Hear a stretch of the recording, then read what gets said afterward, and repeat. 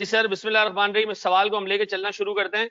Sir, आप लोग मुझे हेल्प करेंगे, जहां मैं गलत करूंगा आप मुझे रोकोगे कि यार ये आप सही नहीं कर रहे हो। सर ये कह रहे जनाब, ABC limited owns an asset which is carried at 640,000 in the books on 1 January 2009। हाँ जी, पीली शर्ट वाले भाई बताओ, ये 6,40,000 क्या है? ये कैरिंग अमाउंट है। पीली शर्ट वाले से मैंने पूछा था यार। अच्छा, इसके नीचे का टुकड़ा भी है कोई?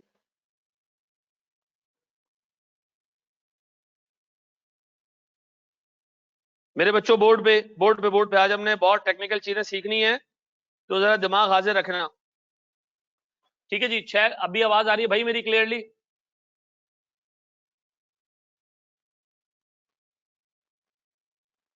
पक्का जी। चलो मुझे बता, मेरे पास कैरिंग अमाउंट कितना है? 6,40,000। Done.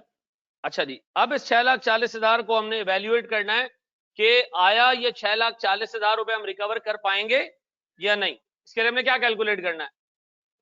Sir, fair value less cost to sell और वैल्यू इन यूज, ऐसा।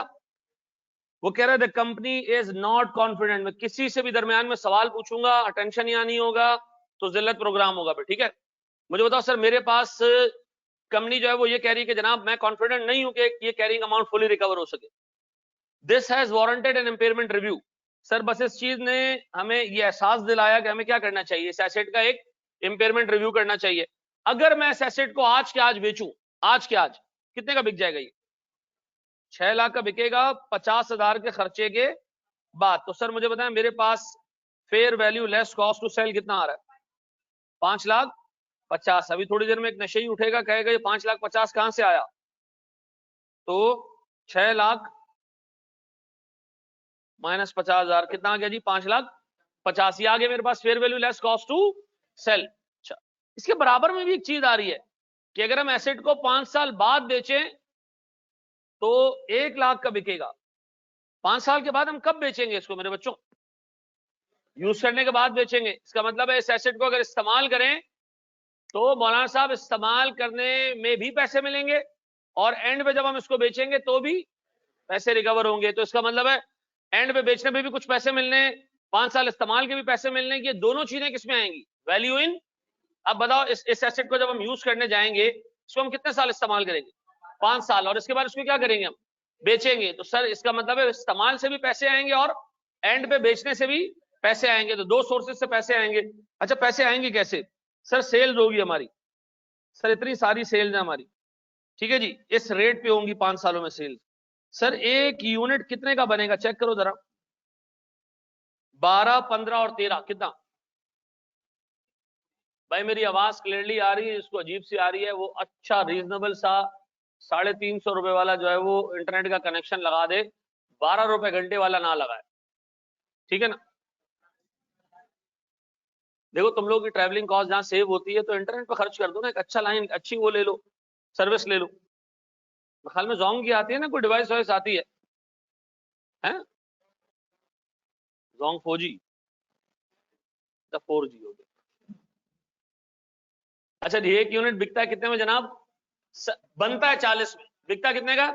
80 का भी बिकता है, 70 का भी बिकेगा। तीसरे साल में आगे और कम हो जाएगा, चौथे साल में और कम हो जाएगा, पांचवें साल में और कम हो जाएगा। रेट कम हो जाएंगे, क्यों? मार्केट खराब होना शुरू हो जाएगी इसकी। ठीक है जी। फिर सर मेरे पास फिक्स्ड ऑपरेटिंग कॉस्ट है कितने की? 8,000 रुपीज पर ईयर, ऐसा। सर फिर मेरे पास 5% ऑफ सेल्स कमीशन भी है। तो बताओ यार, इतने सारे खर्चे, सर बनाने का अलग खर्चा, कंपनी ऑपरेट करने का अलग खर्चा, कमीशन का अलग खर्चा, इन सब के बाद मुझे सेल्स मिल रही है, ऐसा। तो अगर हम मेरे बच्चों में वैल्यू न्यूज निकालने जाऊं तो बताओ वैल्यू न्यूज कितने सालों में आएगी? 5 सालों में। बताओ मेरे पास सेल्स, अब एक करना क्या हमने, 5,000 इंटू 80 कितने? 4 लाख। फिर इसी तरह 3,15,000 पक्का, 2,92,000, 2,92,400। फिर 1,34,000। श्योर? 58 इंटू 2, 2,100 नहीं। अच्छा पहले तुम ये मल्टीप्लाई करें, कितना, and then the fifth one, पक्का ये 5 साल की सेल्स आ गई। अच्छा ये मैं यहाँ कॉपी कर लेता हूँ सर, 4 लाख इधर आ गए, 3,15,000 इधर आ गए, और 292,400 इधर आ गए, 234,000 यहाँ आ गए, और 121,800 यहाँ गए। डन। अच्छा अब मटेरियल अलग, लेबर अलग, वेरिएबल और अलग करना है, मर्जी आपकी, आप चाहो तो इसको मिला के कर ले, प्रेफरेबल ये है कि आप एग्जाम में अलग अलग करना, लेकिन अगर सवाल थोड़े मार्क्स का दो मर्ज करके रख दो। जी पूछ लो बेटा, नहीं समझ में आ रहा, तुम्हारी पहली क्लास है,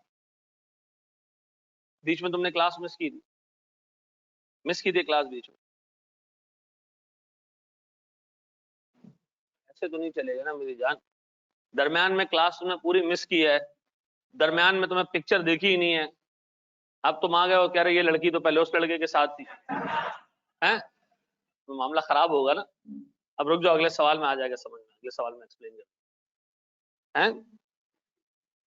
आगे निकल चुकी है कहानी, ब्रेकअप हो चुका है, ठीक है ना, आ रही आगे आ रही है, रुक जाओ पहले एक सवाल कंप्लीट कर लें फिर मैं समझा देता हूँ, ठीक है।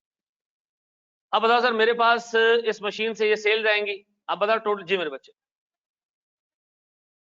मतलब हम मटेरियल के कैश फ्लोज अलग, लेबर के कैश फ्लोज अलग और ओवरहेड के कैश फ्लोज अलग करने की जगह सबको एक साथ 40 रुपए लेके कर लेते, ठीक है, आंसर वही आएगा, कोई फर्क नहीं होगा, ठीक है जी। अब बताओ सर 40 रुपए को मैं मल्टीप्लाई करूं, मैं पहले साल कितने यूनिट्स बेचूंगा, 5,000, तो कितने हो जाएंगे, 2 लाख पक्का।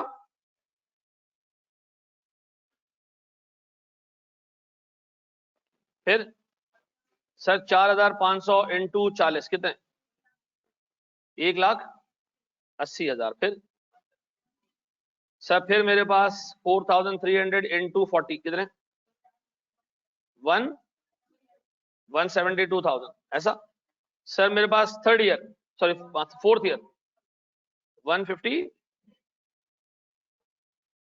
और लास्ट, सर मुझे बताओ ये क्लास, ये जो मैंने घर से करने के लिए दिया था, कितने लोगों ने घर से खुद कर लिया था इसको, तो बाकी लोगों को इंशाल्लाह कयामत का जब सूर फूंका जाएगा तो वो उस दिन शुरू करेंगे काम, है उस दिन तक का वेट है ना, अभी तो रिजल्ट आना है, अभी तो पता नहीं और बहुत सारी चीजें होनी है। सर फिक्स्ड ऑपरेटिंग कॉस्ट कितनी, 8,000 रुपए पर एनम स्ट्रेट,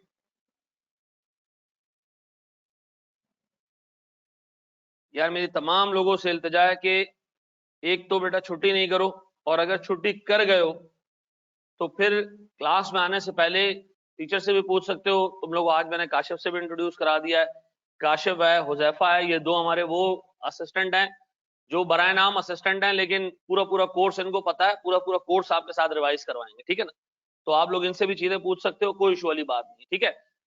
24 घंटे सर्विस अवेलेबल होती है, जब मैं सोता हूं तो ये दोनों जागते हैं, हमने काम ऐसे बांटा हुआ है, ठीक है ना, ये दोनों रात में अवेलेबल होते हैं। कितने लोग काशिफ से पढ़ चुके हैं इससे पहले, हाँ तो इनको आइडिया होगा कि वो पूरी रात जागता है, आपको पूरी रात जवाब देगा, ठीक है, और हुजैफा भी पूरी रात जवाब देगा, दिन में मैं और आकाश जवाब देगा, ठीक है जी मेरे बच्चे।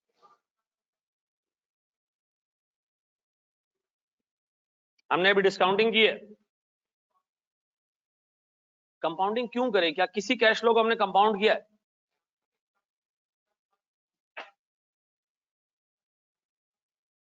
हमारा एक एग्रीमेंट है, जिस बंदे से हमने जो है वो जगह किराए पे लिया है उससे हमारा एग्रीमेंट है कि हम उससे क्या क्या हमसे वो क्या चार्ज करेगा, 8,000 रुपए सालाना।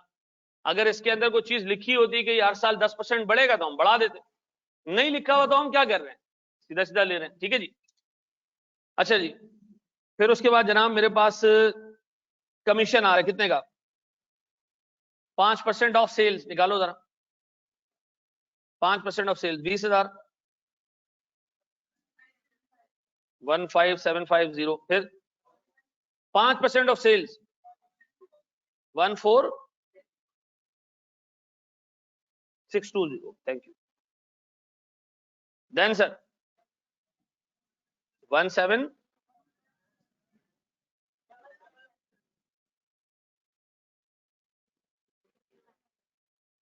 सर बस सारे खर्चे हो गए। हाँ सर सारे खर्चे हो गए। हमने कहा इसमें इंटरेस्ट लेना है? नहीं सर, बिकॉज इंटरेस्ट इसलिए नहीं लेना कि हम ऑलरेडी प्रेजेंट वैल्यू निकाल रहे हैं, डिस्काउंटिंग कर रहे हैं, तो डिस्काउंटिंग नेमुल बदल है किस चीज का? बाकायदा इस पे आखिरी 10 मिनट हमारी क्लास में बहस हुई है इस पे, लास्ट क्लास में। कितना आ रही? 172,000। फिर भाई आज जो हम चीजें पढ़ेंगे उसका पीछे वाली चीजों से थोड़ा बहुत लेना देना होगा, लेकिन समझ आ जाएंगे जिसने क्लास में इसकी पिछली। क्या आ रही? 111,250। फिक्स कॉस्ट बेटा 80,000 नहीं है, उन्होंने काट के सही कर लिया था। 97,780, देन 58,300, देन से लास्ट वाला 23,710। जी मेरा बच्चा।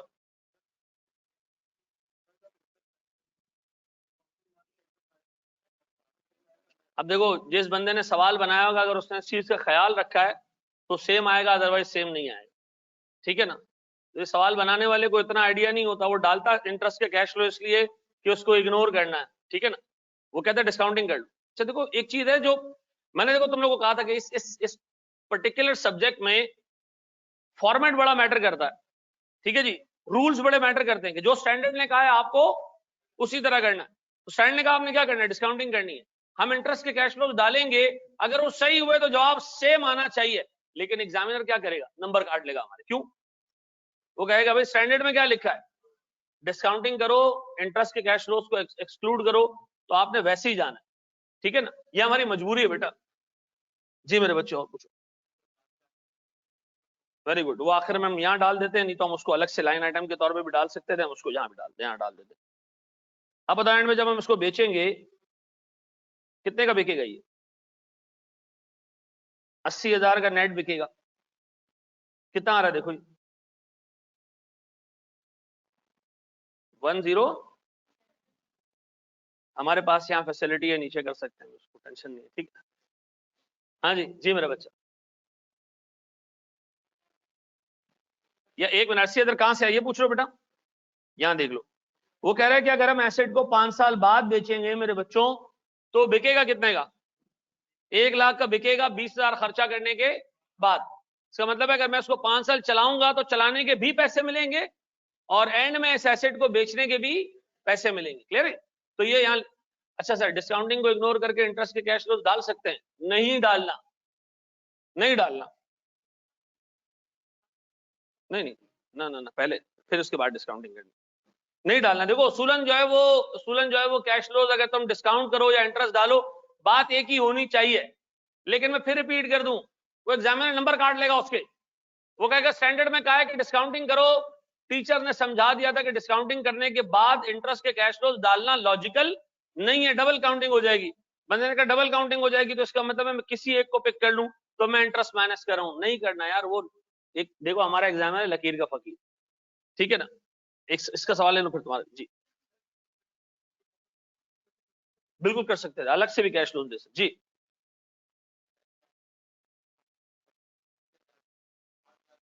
वो बेटा मुझसे गलती हो गई थी टाइप करते हुए, और कोई वो नहीं था, 80 भी हो सकती। हाँ कौन उसमें इंटरेस्ट को इग्नोर करा।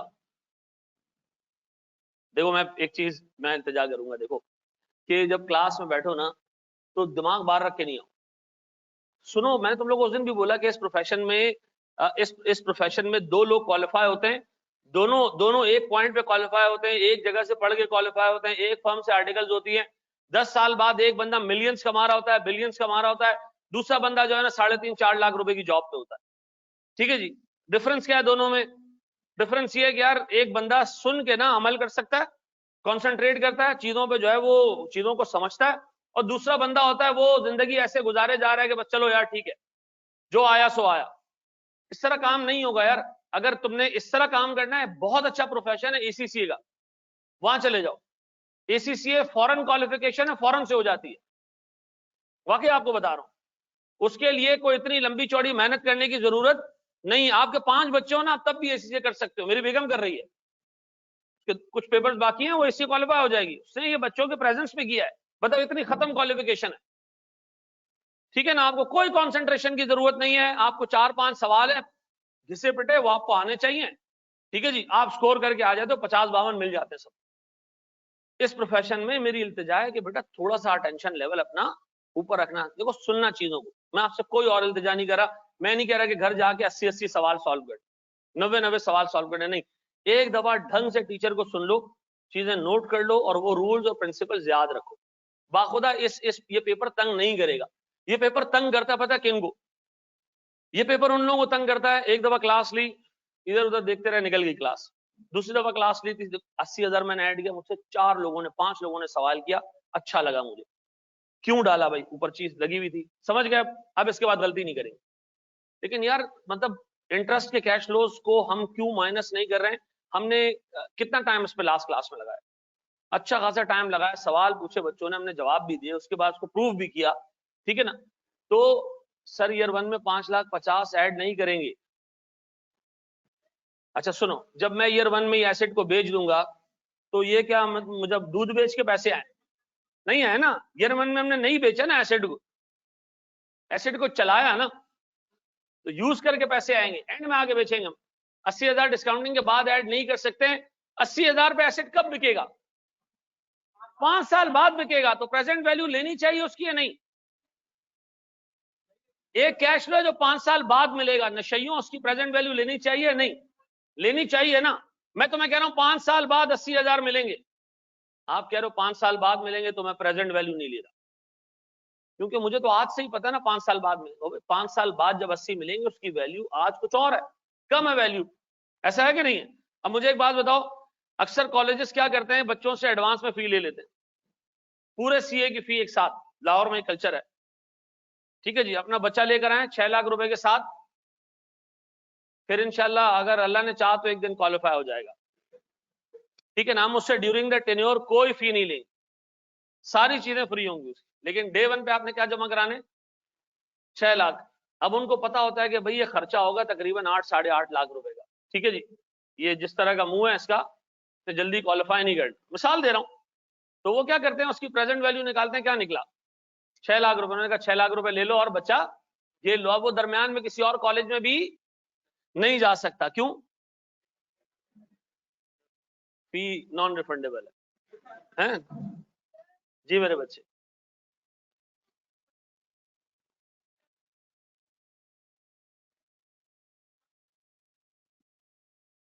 नहीं बेटा 5 साल बाद हम नहीं निकाल रहे ना, हमने देखो कैश फ्लो तो ड्राफ्ट कर ली 5 साल की, अब हम क्या करेंगे, इसकी प्रेजेंट वैल्यू निकालेंगे, प्रेजेंट वैल्यू निकालने से होगा क्या, सारे कैश की वैल्यू किस किस टर्म्स में आ जाएगी, आज की टर्म्स में आ जाएगी, ये पैसे कब मिलने ना, ये 1 साल बाद मिलने, अच्छा इसकी प्रेजेंट वैल्यू निकालूंगा तो छोटा हो जाएगा कैश फ्लो, कैसे करो, निकालो तो present value divided by 1 plus कितना डिस्काउंट रेट हमारे पास, निकालो ऐसी जल्दी निकालो जरा उसको ताकि आइडिया हो, 156,362 पक्का, यही यही यही यही यहाँ देख लो। अब मुझे एक बात बताओ, 172 1 साल बाद मिलने, लेकिन इसकी प्रेजेंट वैल्यू कितनी है, इसका मतलब एक 1,72,000 रुपए 1 साल बाद मिलने की मिसाल ऐसा ही है कि आज आपको 156 मिल जाए। अच्छा फर्क क्या है, मतलब ऐसा है क्यों, क्योंकि सर जो चीजें आप आज 156,000 में बाय कर सकते हो, 1 साल बाद शायद उसकी वैल्यू कितनी हो चुकी हो 172, तो आज की टर्म्स में इस कैश की वैल्यू कितनी है, ठीक है जी, सारी चीजों को हम कंपेयर कब कर रहे हैं, आज, कैरिंग अमाउंट आज की, fair value less cost to sell आज का, तो वैल्यू न्यूज भी कब की होनी चाहिए, आज की होनी चाहिए, तो सारे कैश फ्लोज को हम क्या करेंगे, आज की टर्म्स पे लेके आएंगे, डन। फिक्स्ड ऑपरेटिंग कॉस्ट को नाम वेरिएबल कॉस्ट में डाल सकते हैं, नाम ही क्या है उसका फिक्स, उसको वेरिएबल में कैसे डालें हैं,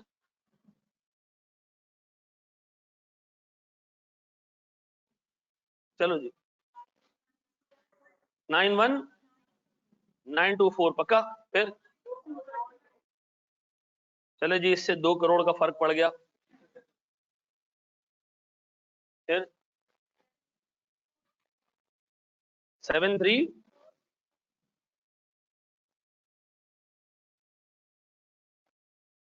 फोर्थ, फिक्स कॉस्ट तो 80,000 है बेटा, मैंने इसको काट के ना 8,000 कर दिया था, नहीं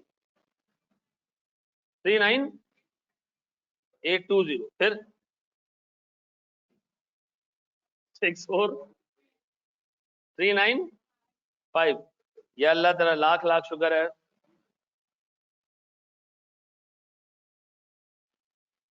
हाँ जी 37 सही कह रही है ना, ना बहुत कम आ रही है। टोटल कितना है बेटा, इसका टोटल निकाल सकते हो? 80,000 ऐड क्यों किया एंड में? 80,000 इसलिए एंड किया बेटा कि हमने 5 साल तक इस भैंसिया से दूध निकाल के बेचा, फिर हमने इस भैंसिया को बेच दिया है, उससे कितने पैसे मिले? 80,000 मिले, ठीक है। क्या आ रहा है? 425 982 983। सर ये आ गया मेरे पास वैल्यू इन यूज। या अल्लाह ताला लाख लाख शुक्र है माशाल्लाह। 5 लाइन की कैलकुलेशन और 80,000 रुपए का एक अमाउंट और उसकी प्रेजेंट वैल्यू अल्हम्दुलिल्लाह हम लोगों ने तकरीबन कोई 35 मिनट में निकाल लिया, ठीक है जी। अच्छा देखो एक चीज और सुन लो, मतलब आई कैप इतना जनरस है कि अगर आपने एक जगह पे कैलकुलेशन में आ रहा था 10,000, आपने जज्बात में इसको 1,00,000 कर दिया और आप आगे चले गए, आपका एक नंबर भी नहीं कटेगा। आपने आगे के सारे स्टेप्स 1,00,000 के हिसाब से कर लिए। जीरो कम करने का बढ़ाने का कभी भी आई कैप मार्क्स नहीं काटता, ठीक है जी। 2.1 था आपने 0.21 कर दिया, नंबर नहीं काटेगा। 21 था आपने 2.1 कर दिया, नंबर नहीं काटेगा। यार आप यकीन करो पास ऐसे नहीं होते लोग। दिल में आपको भी पता है कि मैं ऐसा करके आया था फिर कैसे पास हो गया, हो जाता है पास, ठीक है ना। आई कैप ये चेक करता है कि यार बंदे से कॉन्सेप्ट्स में कोई गलती हुई या नहीं हुई, वो उसके मार्क्स काटेगा। नंबर इधर उधर हो जाए, डिजिट्स इधर उधर हो जाए, कोई फर्क नहीं पड़ता। अगर कोई बंदा राउंड ऑफ करता आ रहा है चीजों को बाखुदा, इससे कोई फर्क नहीं पड़ेगा, ठीक है ना। कोई इशू नहीं होगा इससे। इशू कब होगा? इधर आपने डाल देना था इंटरेस्ट एक्सपेंस, इशू हो जाना था, ठीक है जी। नंबर काट देने दोस्तों, आपने डिस्काउंटिंग नहीं की, नंबर काट देगा आप, ठीक है जी। आपने 80,000 बगैर डिस्काउंटिंग के इंक्लूड कर दिया, नंबर काट देगा जी। मेरा बच्चा 80,000 को डिस्काउंट करना बिल्कुल जरूरी है। मुझे बताओ 80,000 मिलेंगे कब? 5 साल बाद मिलेंगे। मैं वैल्यू आज की टर्म्स में चाह रहा हूं, तो डिस्काउंट करना चाहिए नहीं करना चाहिए? करना चाहिए ना। तो हमने क्या किया, इसको 1,03,000 में शामिल कर दिया और फिर इस पूरे को उठा के क्या किया हमने, डिस्काउंट कर दिया। डन। अच्छा जी अब मुझे बताओ, मेरे पास सर कैरिंग अमाउंट आ गया, fair value less cost to sell भी आ गया है, वैल्यू न्यूज भी आ गई है, कितने की जी? 425,983। अब मेरे बच्चों इन दोनों को अगर मैं कंपेयर करूं, बताओ मेरे पास बड़ा अमाउंट कौन सा है? 5,50,000। अब प्यारे बच्चों बोर्ड पे देखो, बोर्ड पे देखो, बोर्ड पे देखो, मुझे बताओ ये रिकवरेबल अमाउंट है, मेरे पास कैरिंग अमाउंट कितना है? 6,40,000। सर अब बताओ क्या मैं अपनी कैरिंग अमाउंट पूरी रिकवर कर पा रहा हूं? नहीं सर। कितने का लॉस है? 90,000 का लॉस है, ठीक है जी। सर ये फिक्स्ड ऑपरेटिंग कॉस्ट क्या होता है? यार सैयद फराज तुम स्टूडेंट हो या तुम मतलब तफरी कर रहे हो? वाकई मुझे तुम्हारे 5-6 सवाल बड़े अजीब आए और जबकि तुम वैल्यूज निकाल के बैठे हो। फिक्स्ड ऑपरेटिंग कॉस्ट क्या होती है? एआरटीटी का किराया क्या है? एक फिक्स कॉस्ट है जो हम ऑपरेट करने का, एआरटीटी ऑपरेट करने का पे कर रहे हैं। अच्छा अगर कोई प्रोडक्शन ना भी करूं तो ये खर्चा, या अगर आप लोगों में से एक भी स्टूडेंट ना है तब भी ये खर्चा होता रहेगा, ठीक है जी। तो ये कौन सी कॉस्ट है? फिक्स्ड ऑपरेटिंग कॉस्ट है, ऐसा। सर अगर ये आप कॉपी कर लो ना, आइंदा के बाद मैं कभी होमवर्क नहीं दूंगा, यही कराऊंगा सर। हाँ जी ये कर लिया, कॉपी कर लिया, कर लो कर लो। अच्छा देखो आज हमने जो चीजें पढ़नी है ना, उसमें जो चीजें अभी हम ऑलरेडी पढ़ चुके हैं ना, ये बार बार रिवाइज होती जाएंगी, ठीक है। तो घबराने की जरूरत नहीं, ठीक है। नहीं नहीं कोई इशू वाली बात। कितने लोगों ने 100% सही किया था? अच्छा चलो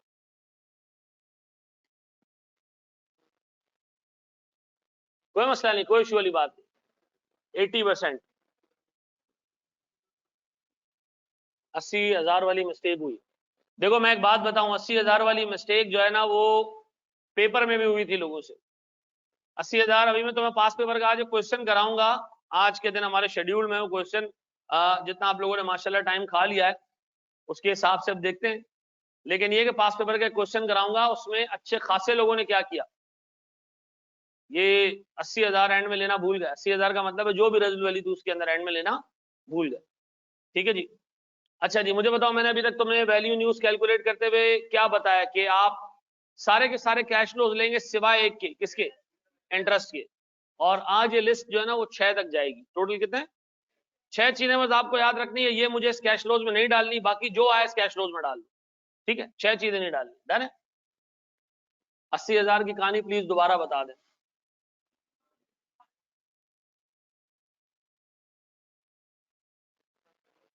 आगे बढ़ो, बढ़े हम आगे दोस्त, बढ़ जाए। बिल्कुल ले लो, बिल्कुल ले लो।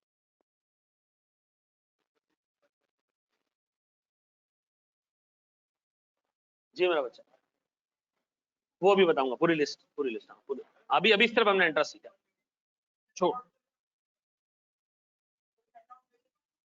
अच्छा, ये हैंड आउट जो है वो मैं ऑलरेडी आपसे क्लास के बच्चों से जो ऑनलाइन बैठे हैं उनसे तो शेयर कर चुका हूँ, ग्रुप पे मैं भी शेयर कर देता हूँ। ठीक है, सारे लोग आ गए ना ग्रुप पे। सर मैंने 80,000 को डिस्काउंट नहीं किया था, ऐड कर दिया था। एग्जामिनर इस चीज का शायद 1 नंबर काट दे अगर 10 नंबर का क्वेश्चन होगा। ठीक है,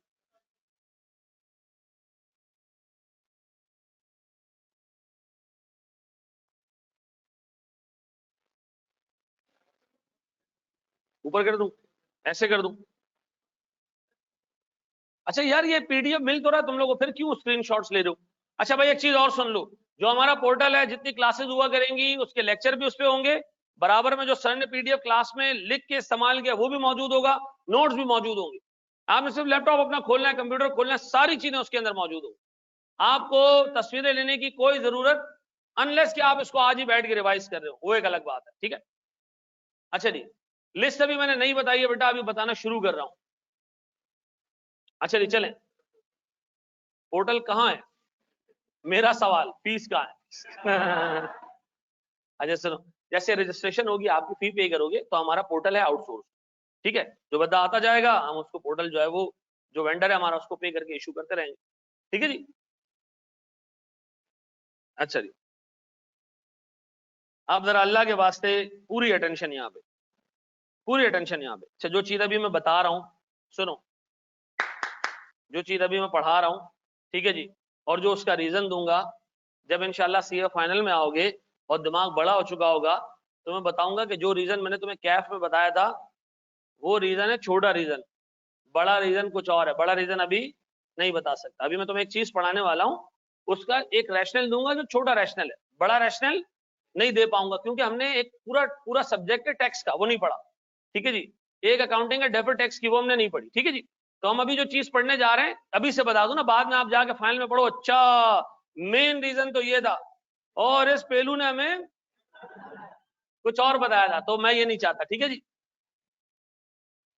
यहां देख लो दोस्त, मुझे एक बात बताएं सर, 2 एसेट्स खरीदे गए, एक खरीदा गया कराची में, ठीक है जी, एक खरीदा गया पेशावर में। ठीक है जी, गौर सुनना दोस्त, एक कराची में खरीदा गया, एक पेशावर में खरीदा गया, दोनों आइडेंटिकल एसेट्स। आइडेंटिकल का मतलब क्या होता है सर, एक जैसे। सर दोनों की प्रोडक्टिव कैपेसिटी एक ही जितनी, ये क्या होती है, दोनों एक जितने यूनिट्स प्रोड्यूस कर सकते हैं।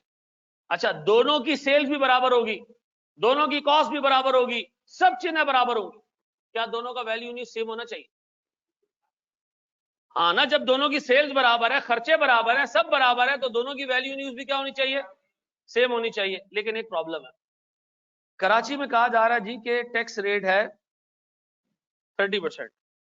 कितना, जो भी कमाओगे 30% क्या दोगे, टैक्स दोगे। पेशावर में कहा जा रहा है बस तुम सिर्फ यहां आ जाओ, कोई टैक्स नहीं है।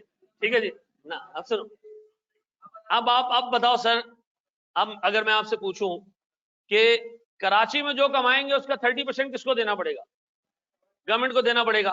पेशावर में जो कमाएंगे सारे पैसे जेब में जाएंगे। अब बताओ ज्यादा कैश कौन सा एसेट जनरेट करेगा, पेशावर वाला। क्या इसमें एसेट का कमाल है या इसमें हमारी जूरिस्डिक्शन, जूरिस्डिक्शन का मतलब होता है इलाका, टुकड़ा, ठीक है जी।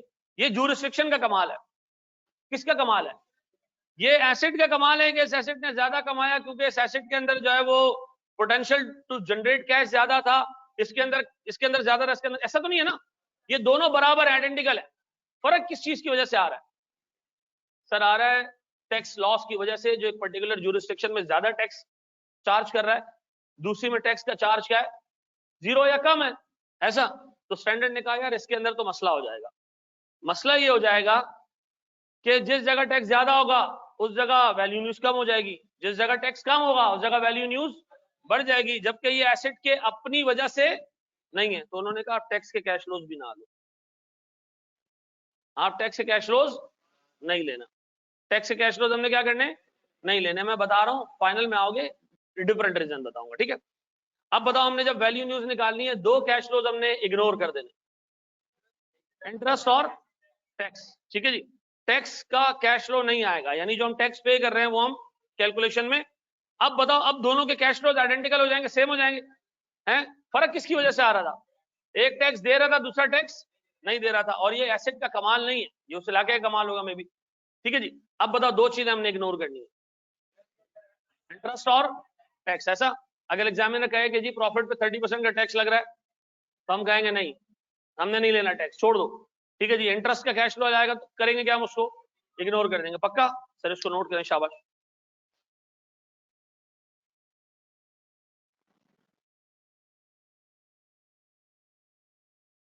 अच्छा भाई, थोड़ी सी बेटा ना अपनी जो ये टेक्निकल टर्मिनोलॉजी है ना, ये थोड़ा अपने आप को इक्विप करते रहो उससे, ठीक है ना, ताकि काइंडली रिपीट कर दें। लाइट चली गई थी।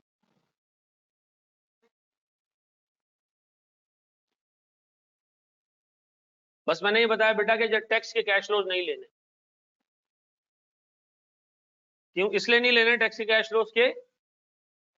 सर टैक्स की वजह से हर इलाके का टैक्स रेट अलग है, तो आइडेंटिकल एसेट्स की भी वैल्यू न्यूज अलग आ रही हो, ठीक है जी। तो आपने क्या करना है, टैक्स के कैश फ्लोज नहीं लेने। सर थ्योरी के नोट्स मिलेंगे, इस पेपर में 1 रुपए की थ्योरी नहीं आती, सिवाय जो हमारे पास एक थ्योरी का चैप्टर है, उसके अलावा थ्योरी लिखने को नहीं आती। हाँ, एमसीक्यूज में जरूर आती है। हाँ, इसके अंदर तकरीबन 20 नंबर के एमसीक्यूज होते हैं, ठीक है। पास तभी हो जाते बेटा, हाँ, 15 नंबर का भी, 20 नंबर का भी, 10 नंबर, अलग अलग रेंज में आते हैं एमसीक्यू। छोटे सवाल भी होते हैं, ईमानदारी से पढ़ लो ना, एवरेज स्टूडेंट पास कर लेता है। क्या उसके लिए बुक पढ़ना लाजमी है? हाँ, अगर हम आपको क्लास में ना पढ़ाएं तो, लेकिन हम आपको सारे एमसीक्यूज क्लास में सॉल्व करा देंगे, ठीक है, अगर तुम लोग टीचर को कराने दो तो। हैं, आज आएगा आपका सेशन है 3 बजे, बस तो कोई ना कोई देख ही लेगा, हैं, कोई ना कोई देख ही लेगा, बता देगा आप जी।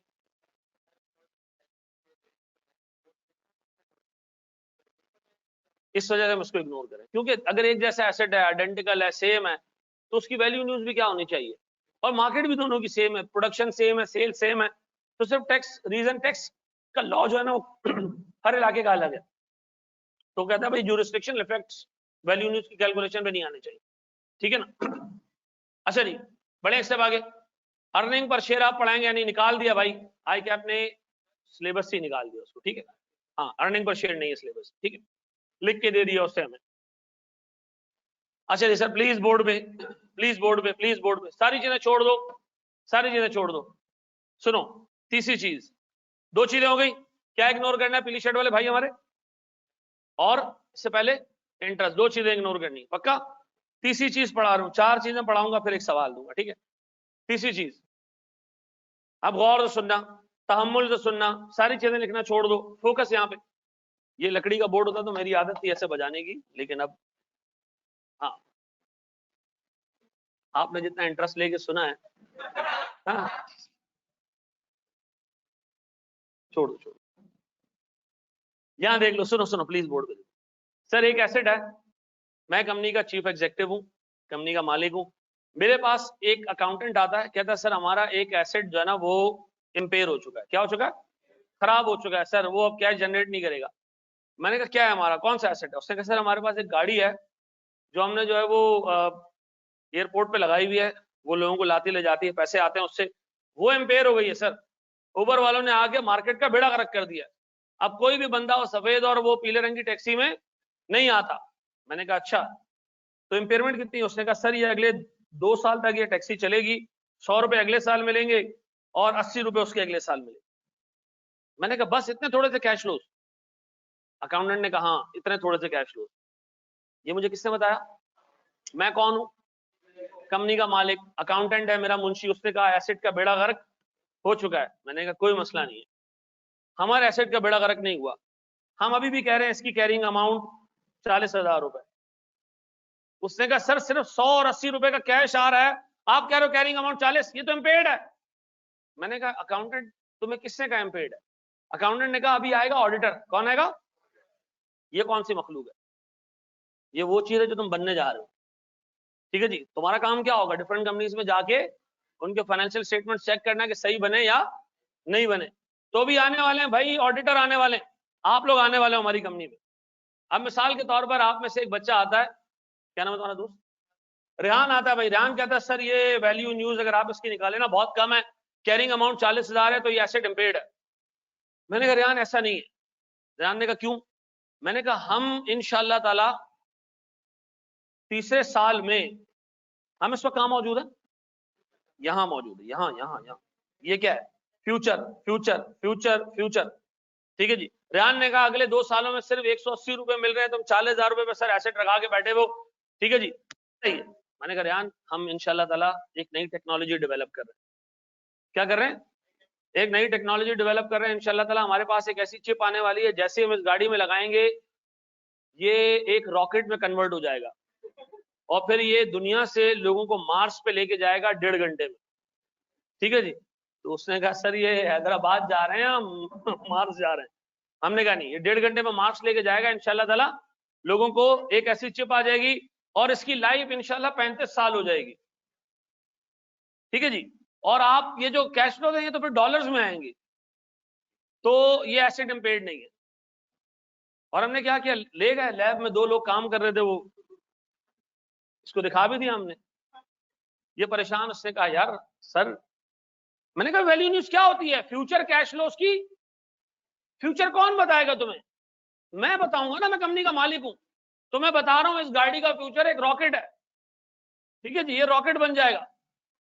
थोड़ी देर में एक और अकाउंटेंट आया, उसने कहा सर एक और एसेट भी खराब हो गया, उसको क्या बनाना है? अच्छा आप सुनो, सर स्टैंडर्ड कहता है यार ऐसे तो फिर कोई एसेट इम्पेयर्ड नहीं, ऐसे तो फिर मैनेजमेंट यानी कंपनी हर एसेट के बारे में क्या कहेगी? आप कह रहे हो ये कुर्सी है 3 टांगों पे आ गई, एक टांग टूट गई, इम्पेयर्ड है। मैंने कहा नहीं, ये इम्पेयर्ड नहीं है, ये हमने जो कुर्सी बनाई है वर्जिश के लिए बनाई, एक टांग अपनी इस्तेमाल करो ना भाई, हाँ जम के बैठो। ठीक है जी, इसके तो पैसे और ज्यादा होने चाहिए। अब मुझे एक चीज ये बताओ, ऐसे तो मैनेजमेंट हर एक एसेट के बारे में क्या कह देगी कि इसका तो भाई वैल्यू न्यूज कभी गिरेगा ही नहीं, ये तो हमेशा जो है वो ज्यादा से ज्यादा इंशाल्लाह ये तो अगले 400 साल रहेगा। नहीं सर, स्टैंडर्ड कहता है जिस एसेट की इंपेयरमेंट टेस्टिंग कर रहे हो ना, उसकी उसी कंडीशन में इंपेयरमेंट टेस्टिंग करो। ये अज्यूम करो कि इस पे कोई फ्यूचर में ओवरहॉलिंग नहीं होगी। यानी आपने फ्यूचर ओवरहॉलिंग, ओवरहॉलिंग समझते हो? ओवरहॉलिंग समझते हो? ओवरहॉलिंग की मिसाल ऐसी, जैसे मिसाल के तौर पर कल इसकी शादी हो रही हो, इसको आप ले जाओ एक अच्छे सैलून में और उसके बाद ये बाहर निकले तो इंसान ही अलग लग रहा हो। ऐसा होता है कि नहीं होता? हम क्या कहते हैं, क्या हो गई इसकी? ओवरऑलिंग हो गई। तो सर आप मिसाल के तौर पर कुछ एसेट्स की ओवरऑलिंग करवाते हो, मॉडिफिकेशन करवाते हो, उसकी लाइफ क्या हो जाती है? बढ़ जाती है, उसकी एफिशिएंसी बढ़ जाती है। हम कहते हैं इसको क्या हो गई है? ओवरऑलिंग हो गई है। कभी मोटरसाइकिल खराब होती है, क्या करते हो? ले गए, ट्यूनिंग व्यूनिंग करवा दी, नए टायर लगवा दिए, जबरदस्त करा दिया, सारी चीजें चेंज कर दी, अब मोटरसाइकिल जबरदस्त चल रही है। क्या हो गई सर? ये ओवरऑलिंग हो गई, लाइफ बढ़ गई, एफिशिएंसी बढ़ गई, कम पेट्रोल पीती है अभी। ये क्या कहलाएगी? ओवरऑलिंग का फायदा क्या है? ओवरऑलिंग के बाद एसेट ज्यादा बेहतर परफॉर्म करता है। तो स्टैंडर्ड कहता है भैया आपने ओवरहॉलिंग के अमाउंट को नहीं लेना। हमने कहा हम तीसरे साल एक खर्चा करेंगे 200 रुपए का, ये एक रॉकेट बन जाएगा। स्टैंडर्ड कहता है नहीं नहीं नहीं, ये कोई रॉकेट नहीं बनेगा। आप इस 200 रुपए के खर्चे को क्या करें? इग्नोर करें। आप अज्यूम करें कि कभी भी इसकी ओवरहॉलिंग नहीं होगी। अगर आप ये करोगे तो इससे होगा क्या? फिर हर एक एसेट क्या नजर आने लगेगा? ये इम्पेयर्ड नहीं है। क्यों? आप कहोगे भाई ये एसेट इम्पेयर है, ये ऐसी खराब है। आप कहोगे हमने जानबूझ के खराब रखा है। ठीक है जी। ये जो है वो इसके पीछे भी एक साइंस है, इंशाल्लाह हम टेक्नोलॉजी इजाद कर रहे हैं, इंशाल्लाह इस पे वो लगेगी। तो फिर ये जो है ना वो हर बंदे को उसके रिक्वायर्ड टेम्परेचर के हिसाब से हवा देगा। अगर एक बंदे को गर्मी लग रही है तो ये ठंडी हवा फेंकेगा उसको, सामने भले 200 बंदे बैठे हो, हर बंदा अपने हिसाब से फील कर रहा होगा। ठीक है जी। तो नहीं सर ये चीज नहीं, ये पॉसिबल नहीं है। तो हमने क्या इग्नोर करना है? फ्यूचर ओवरहॉलिंग क्या करनी है हमने, क्या इग्नोर करनी है टोपी वाले भाई? फ्यूचर में जो ओवरऑलिंग का खर्चा है वो नहीं लेना। हमने कहा भाई हम इस एसेट को कैसे चलाएंगे, ऐसे ही चलाएंगे जैसे ये एसेट मौजूद है। अच्छा, ओवरऑलिंग के बाद क्या होता है? लाइफ बढ़ने से क्या होता है? पैसे ज्यादा आते हैं, पैसे ज्यादा आते हैं। तो आपने चौथी चीज इग्नोर करनी है, क्या चीज सर? एक तो आपने ओवरहॉलिंग कॉस्ट इग्नोर करनी है, ओवरहॉलिंग कॉस्ट इग्नोर करनी है। और फिर आपने इनफ्लोज ड्यू टू ओवरहॉलिंग, यानी आपने एक तो अज्यूम करना है कि भाई मैं कोई खर्चा इस एसेट पे नहीं करूंगा, और खर्चा करने के बाद जो इनकम आनी है वो भी मैं इग्नोर करूंगा, वो भी मैं अपने कैश फ्लोज में नहीं लूंगा। बताओ सर, फिर रिपीट कर रहा हूं, इंटरेस्ट इग्नोर करना, टैक्स इग्नोर करना, फ्यूचर में ओवरऑलिंग का जो खर्चा एक्सपेक्टेड है वो भी नहीं लेना, और उसके नतीजे में जो एडिशनल कैश आएगा उसको भी नहीं लेना। अगर बताओ सर मेरी ये टैक्सी है, ये 100 और 80 रुपए दे रही है, तो मैंने सिर्फ ये कैश फ्लोज लेने, इसमें ओवरऑलिंग का खर्चा नहीं लेना। और सर ओवरऑलिंग के बाद इंशाल्लाह ये हर साल या आगे हर साल 50,000 रुपए का इनफ्लो देगा, ये भी नहीं लेना। फिर रिपीट कर रहा हूं, क्या क्या नहीं लेना? इंटरेस्ट इग्नोर, टैक्स इग्नोर, और फ्यूचर ओवरहॉलिंग इग्नोर्ड, और फिर फ्यूचर ओवरहॉलिंग के नतीजे में एडिशनल इनफ्लोज भी इग्नोर। जी मेरा बच्चा,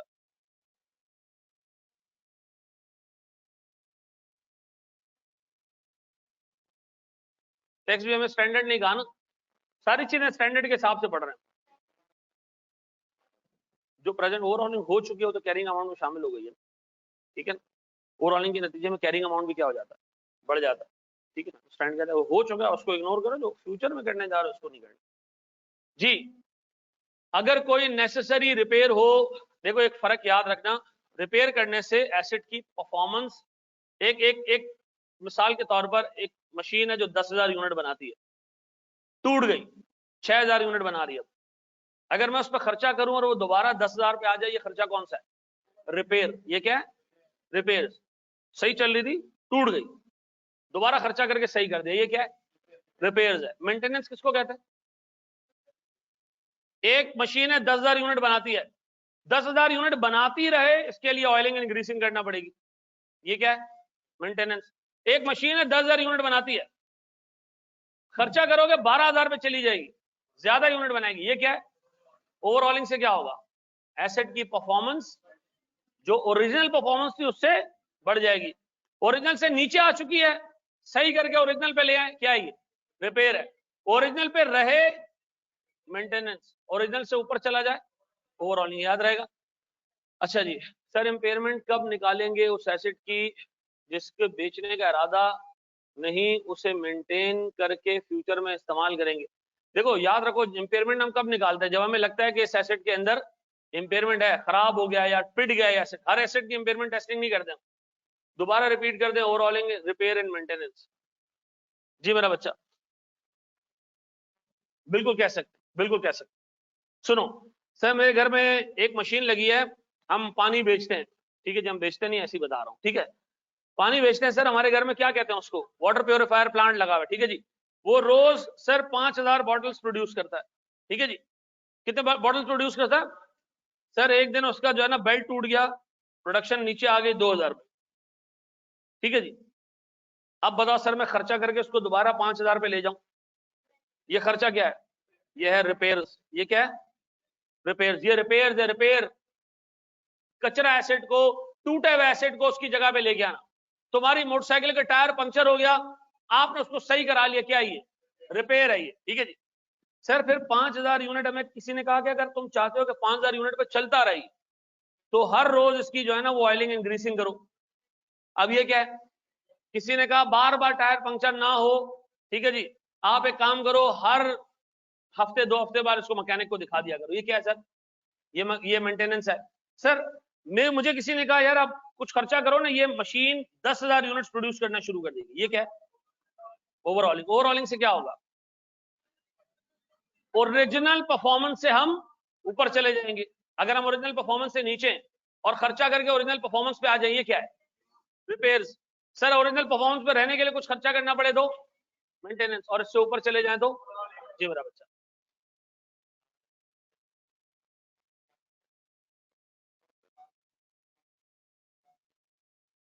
अच्छा सुनो सुनो सुनो सुनो, जब इंजन तुमने चेंज किया उसका ऑब्जेक्टिव क्या था? शौक था, तो फिर आपके पास ये कैपिटलाइज नहीं होगा ना। फिर उसको नहीं, फिर उसको तरीका है, फिर हम पुरानी वाली कॉस्ट को जो तुमने निकाला होगा ना उसको डीरिकग्नाइज करेंगे। अकाउंटिंग पढ़ी है ना, टेक्निकल बात कर सकता हूँ ना। जो पुरानी कॉस्ट निकाली उसको डीरिकग्नाइज करोगे, उसकी जगह कॉस्ट जो फर्दर कॉस्ट लगाई है वो तुम वो ऐड करोगे, बुक्स में ऐड होगी, डेफिनेटली ऐड होगी जी। लेकिन पुरानी वाली डीरिकग्नाइज होगी जो पुराना इंजन निकाला जी। एसिड बिल्कुल ठीक है अपनी ओरिजिनल फॉर्म में, और हम उस पर खर्चा करें और मॉडिफाई कर दें, ये ओवरऑलिंग होगी, बिल्कुल बिल्कुल ओवरऑलिंग होगी जी।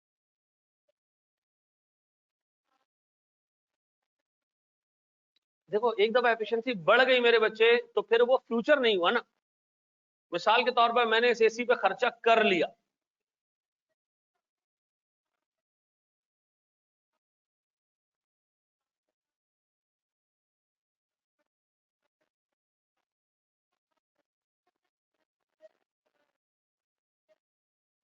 मैं पूरा पूरा सवाल रिफ्रेश करो ताकि हम मुझे सुकून से समझ आए, मैं तुम्हें जवाब दे सकूं।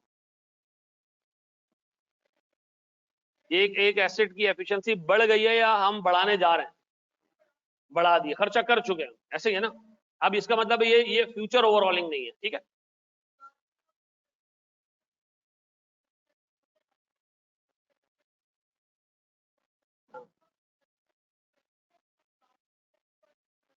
देखो देखो मैं फिर एक चीज बता दूं, एक एक एफिशिएंसी बढ़ चुकी है, वो फ्यूचर ओवरऑलिंग नहीं है, वो ओवरऑलिंग हो चुकी है। अच्छा जब आप एफिशिएंसी बढ़ाओगे तो आपका कैरिंग अमाउंट भी क्या होगा? बढ़ जाएगा, तो फिर उसूलन वैल्यू न्यूज भी बढ़ जानी चाहिए, ठीक है जी। जब एक कैरिंग अमाउंट बढ़ गई है एसेट की, तो वैल्यू न्यूज भी क्या होनी चाहिए? हम किस चीज को मना कर रहे हैं? वो खर्चा ओवरऑलिंग का जो आपने कब करना है? मुस्तकबिल में करना है, मुस्तकबिल में करना है। स्टैंड कहता है यार इसको मना करने का रीजन क्या है? ऐसे करने से कोई भी एसेट इंपेयर्ड नहीं होगा। हर बंदा कहेगा कि भाई मैं तो इंशाल्लाह इस टीवी में एक ऐसी चिप लगाऊंगा, ये तो भाई बराबर वाली गैलेक्सी की नशरियात जो है वो यहाँ शेयर करना शुरू कर देगा। नहीं भाई, फ्यूचर ओवरऑलिंग की एंट्री नहीं करेंगे। फ्यूचर और एंट्री किस चीज की होती है? एंट्री होती है उस काम की जो हो चुका होता है। फ्यूचर की क्या एंट्री बनाए? बच्चा कह रहा है सर आपको 3 साल बाद जो है वो आप तीसरी शादी करोगे, तो बेगम के लिए आपने क्या जो है ना वो सोच के रखा हुआ है, कितने पैसे आप हक महर में दोगे वो अभी दे दो? नहीं भाई नहीं, जो काम फ्यूचर में होना है, मैं मजाक कर रहा हूँ, ठीक है ना। है? अच्छा चलो मुझे एक बात बताओ, अकाउंट रिसीवेबल अकाउंट पेबल की एंट्री बनाते हो, गुड्स बेच चुके होते हो या बेचना होता है? चुके हो, कहानी खत्म। एक बंदे को मैंने कुछ बेचा ही नहीं है, मैं कह रहा हूँ 5 लाख दो, तो क्या किस चीज के? मैंने कहा 3 साल बाद मैं आपको गुड्स सप्लाई करूंगा। मैंने कहा सर 3 साल बाद आना। नहीं, घर जाने में मजाक कभी महंगा नहीं पड़ता। अगर फॉर एग्जांपल बाइक के टायर चेंज करवा लें तो क्या होगा? ये ओवरऑलिंग होगी। अगर अगर बाइक के टायर चेंज कराओगे और उसका ऑब्जेक्टिव ये है कि भाई ये पहले सही नहीं चलती थी, ठीक है जी, अब इंशाल्लाह ताला स्पीड में भागेगी, मैं जल्दी घर पहुंचूंगा, तो मजाक मजाक में सच बात बोल गए आप।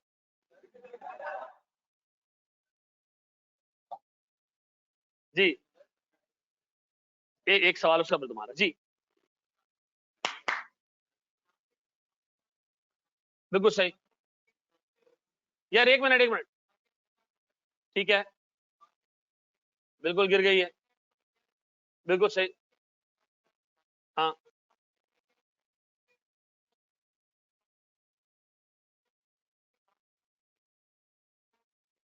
Very good sir. मुझे एक बात बताएं, आपने इम्पेयरमेंट टेस्टिंग कब की?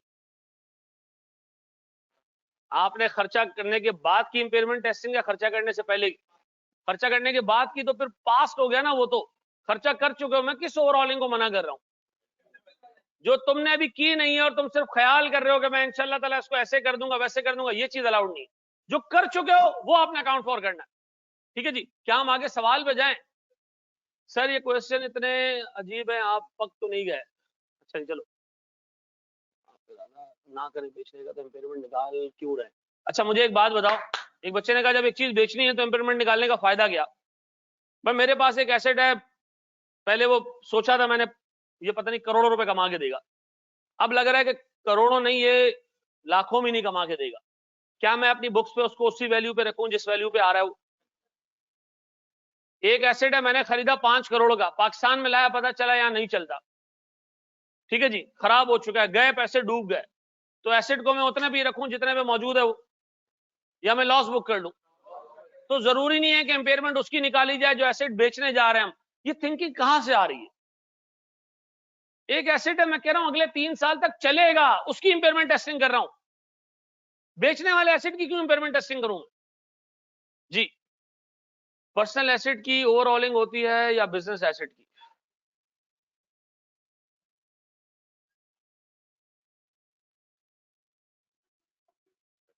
मैं समझ नहीं पाया आप पर्सनल एसेट किसको कह रहे हो। अकाउंटिंग हम किसकी करते हैं, बिजनेस एसेट की करते हैं ना।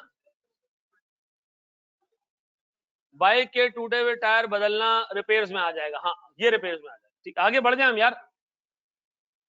देखो मैं फिर एक बात बताऊं, सुनो सुनो, अक्सर व बेशतर जो है वो, सुनो, हम जब बहुत अर्ली अर्ली चीजें पढ़ रहे होते हैं ना, तो हमारे जहन में बहुत सारे सवाल क्रिएट होते हैं। जैसे बुक वैल्यू निकालने से पहले अगर हमने किसी एसेट की परफॉर्मेंस इंक्रीज कर दी है तो वो ओवरऑलिंग पास्ट हो गई, ताहा वो फ्यूचर नहीं है। पर्सनल मींस पर्सनल बाइक, देखो पर्सनल बाइक हमारी किस किताब में आ रही होगी। अकाउंटिंग किसकी करते हैं, बिजनेस की करते हैं या पर्सनल की करते हैं।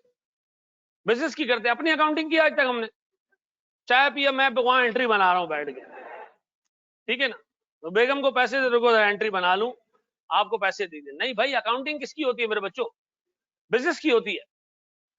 अच्छा जी, सर जितना भी मटेरियल है काइंडली बता दें, वो ऑनलाइन नहीं होना चाहिए। मजाक कर रहा हूं, पूछो पूछो यार, मजाक कर रहा हूं। चलो जी, आप सुनो जरा दोस्त, मैं एक सवाल आपको दे रहा हूं, सवाल आपको दे रहा हूं, बोर्ड पे देखो। एक एक एक सर्वे हुआ, उसमें पता चला कि ऑनलाइन पे जो लोग पाकिस्तान के बाहर पढ़ाते हैं ना जल्दी मर जाते हैं। मैं लिटरली आपको बता रहा हूँ, वो जल्दी मर जाते हो। गोविंद राय सर प्लीज बोर्ड पे देखिएगा, मेरे पास एक एसेट है जिसका कैरिंग अमाउंट है 1 लाख। मेरे बच्चों प्लीज बोर्ड पे, प्लीज बोर्ड पे, सारी चीजें छोड़ो यहाँ देख लो। फिफ्थ नहीं बताया बेटा मैंने अभी तक, 4 ही बताए। आवाज आ रही है मेरी। सर कैरिंग अमाउंट है 1 लाख रुपए, ठीक है जी। एग्जामिनर ने कहा आप निकालें वैल्यू इन यूज। मैंने कहा कैसे। उसने कहा जी कंपनी की सेल्स हैं से 40,000 रुपए पर ईयर, ठीक है जी। उसने कहा इस पर्टिकुलर एसेट से जो गुड्स प्रोड्यूस होंगी उसकी मैन्युफैक्चरिंग कॉस्ट है 5,000 रुपए पर ईयर, ठीक है जी। इस एसेट की लाइफ है 3 साल, ठीक है जी। इस एसेट की लाइफ है से 5 साल, कितने 5 साल। इन थर्ड ईयर, इन थर्ड ईयर यानी किसकी बात करें, फ्यूचर की बात करें, ठीक है जी। In third year company is, double and डाल देना इसमें, planning to incur a cost of rupees 15,000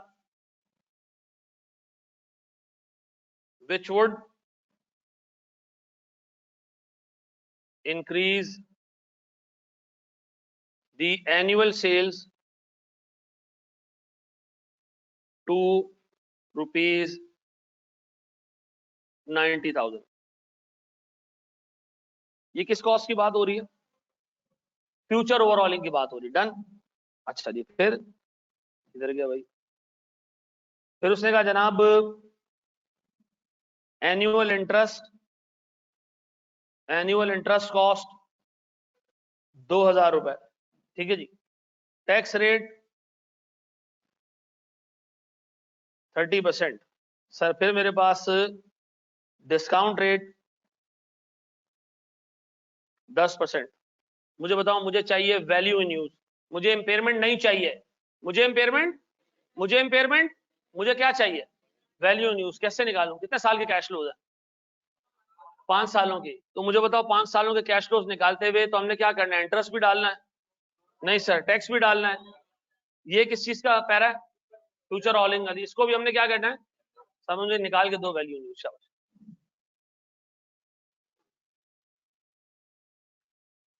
अस्सलाम वालेकुम वकास।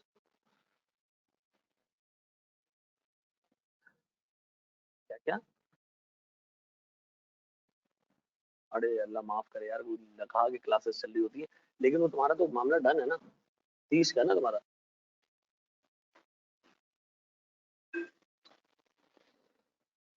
हाँ वकास 30 तारीख का ना तुम्हारा तो। हाँ मैं कह रहा हूँ 30 तारीख का ना तुम्हारा तो। बोलो बोलो बोलो, बिल्कुल। हेलो वकास, तुम्हारी बार बार आवाज कट रही है। हाँ हाँ हाँ, बाकी सपोर्ट स्टाफ मिल जाएगा तो, हाँ हाँ बिल्कुल हो जाएंगे, बिल्कुल हो जाएंगे। ठीक है, 3 बजे ना, हाँ सही है, सही है, सही। तुम्हारा वैसे 3 से 8, 3 से 7 होगा ना, बस सही है, बेहतरीन है, बेहतरीन बेहतरीन बेहतरीन, बिल्कुल बेहतरीन। नहीं नहीं बिल्कुल मेरी जान, हर दम हाजिर है तुम्हारे लिए। नहीं नहीं बिल्कुल है, बिल्कुल हाजिर है, ठीक है ना। नहीं नहीं मिल जाएंगे तुम्हें, 2-3 मिल जाएंगे तुम्हें, टेंशन नहीं, 2-3 मिल जाएंगे, ठीक है ना। तुम आ जाओ बस, 200 प्लस है, 200 प्लस है, ठीक है ना। स्क्रीन सब सब बिल्कुल परफेक्ट। हाँ हाँ हाँ बिल्कुल, मैं भी यूज ही कर रहा हूँ, स्टोरी में बैठा हूँ, ठीक है ना। चलो, ओके ओके। हाँ जी, हो गया। नहीं मैंने डायरेक्ट सेल्स अमाउंट में दे दी ना, रुपीज में दे दी, 40,000, ये रुपीज में सारी सेल्स बेटा, यूनिट्स में नहीं है, ठीक है ना। 40 40 40 40 40, ठीक है। देखो मैं फिर एक बात बता दूं, मैंने IAS 16 से स्टार्ट नहीं लिया, 36 से स्टार्ट इसलिए लिया कि ये वो स्टैंडर्ड है जो पेपर में पूछता है वो, ठीक है जी। आसान स्टैंडर्ड से मैं स्टार्ट लेता तो इस तरह के मुश्किल स्टैंडर्ड्स के लिए हमारे पास वक्त कम बचता। मैं थोड़ा सा तुम्हें स्टार्ट वो दिया, फ्लेयर दिया सब्जेक्ट का, सब्जेक्ट है ही ऐसा, ठीक है जी। तो स्टिक अराउंड, मुश्किलात होंगी लोगों को, लेकिन सब्र से तामुल से बैठना है, ठीक है ना जी। बिल्कुल सही है, बिल्कुल सही है। अब्दुल राफे, मुबश्शिर, बिलाल अहमद, अब्दुल आद मेमन, सब ने सही निकाल लिया वैल्यू न्यूज जी। बाजीज बाजीज बातें नहीं, बाजीज बातें नहीं, काम हो गया, बेहतरीन बेहतरीन बेहतरीन। एनुटी ले लो, ठीक है ना। एनुटी बना दो ना, 5 सालों का कैश फ्लो एक जैसा एनुटी बना दो, जिंदगी आसान। वेरी गुड बेटा, सोलिया, अली, अली असमार, मोहम्मद फाद, अबू बकर, लाइबा, बिल्कुल सही है मेरे बच्चों जी। बाजी कर लिया तुमने, डन हो गया बेटा।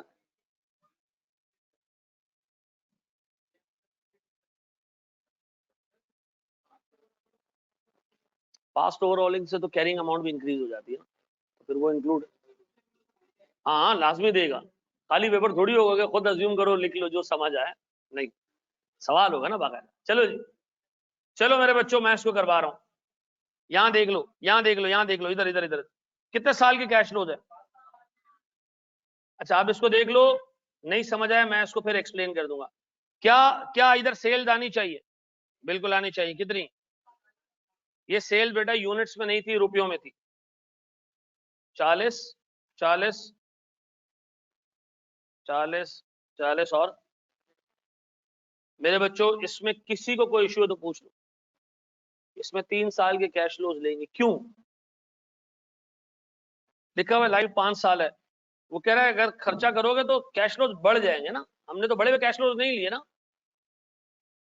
3 साल के बाद सेल 90,000 हो जाएगी। नहीं लेना, नहीं लेना, वही बता रहा हूं, नहीं लेना। वो कहता ना ये लाल बटन है, वो दबा देता पहले, नहीं दबाना था, ठीक है।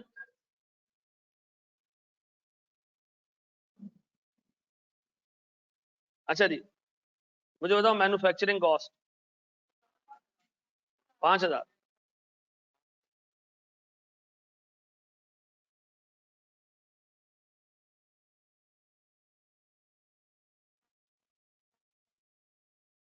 डिस्काउंटिंग ये दिया हुआ ना इतना बड़ा बड़ा।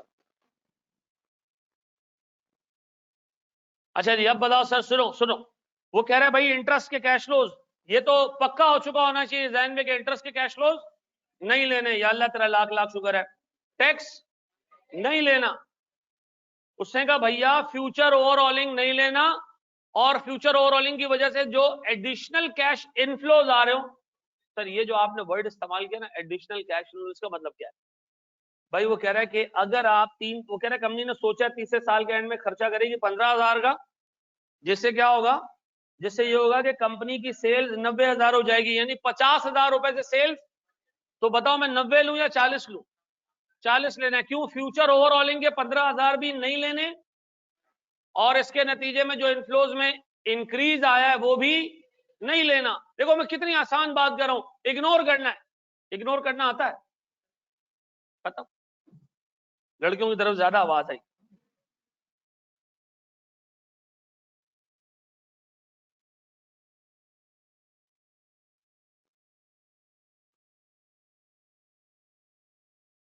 अच्छा जी,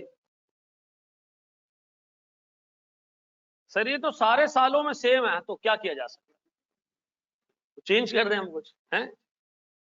अच्छा जी सर, इनकी अलग अलग प्रेजेंट वैल्यू निकालें, या मैं इतना एक्सपेक्ट कर सकता हूं कि क्यूटी में तुम लोगों ने ये पढ़ा है कि जो आइडेंटिकल कैश फ्लोज होते हैं वो एनओटी के तरीके से भी निकाल सकते हैं। एनओटी याद आ रहा है? भूल गए सर? एनओटी ऐसे निकलती है, 35,000 रुपए का कैश फ्लो,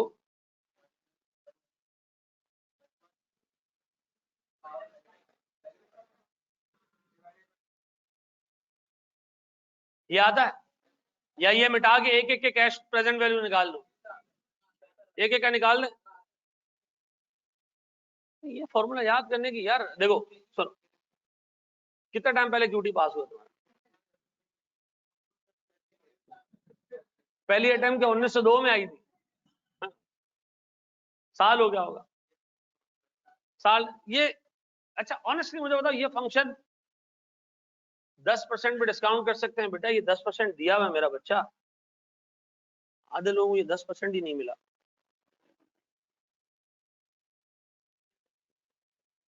ये दिया हुआ है 10%। हाँ जी। अच्छा भाई देखो सुनो, गौर से सुनना, ये जो एनएटी का फंक्शन है, ये एक, अब मैं बोलूंगा क्यूमुलेटिव डिस्काउंट फैक्टर है, वो तुम्हें कद्दू समझ नहीं आएगा। ठीक है जी, वैसे निकाल लो क्या आ रहा है, मैं फिर इसको अलग अलग भी करा देता हूँ यार। है ये 5 ऊपर रह गया सर, कितना आ रही है? 6। अच्छा आप चाहते हैं ना तो अलग अलग भी निकाल सकते हैं, दिस डिवाइडेड बाय 1 प्लस, क्या चाह रहा है भाई, 10% रेज टू पावर 1, कहीं और से कंट्रोल तो नहीं हो रहा?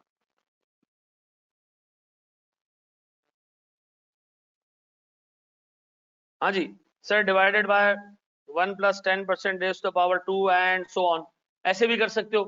क्या मैं ये इतना एक्सपेक्ट कर सकता हूँ कि ये एनुटी का फॉर्मूला आप लोग जो है ना वो दिमाग में रखोगे? बहुत मुश्किल है सर ये। एक कह रहे सर मैं अगर इसमें काम ये करूं, सोच रहा हूं कि ये 10% कैंसिल कर दूं, हैं?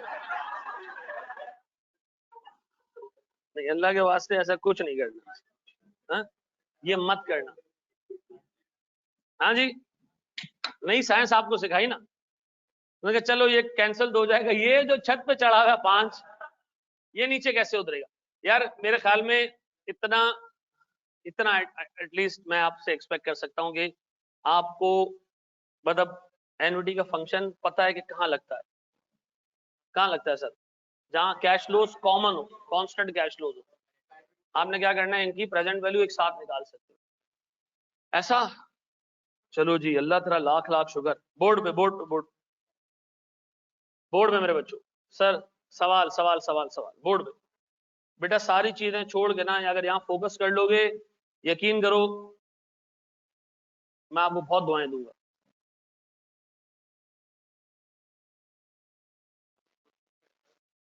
ये सारे हैंड आउट्स इंशाअल्लाह ताला आपको हम नहीं देंगे।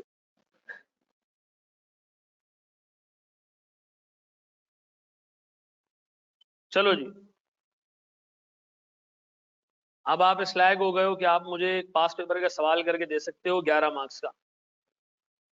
मतलब पास पेपर और मैं, हाँ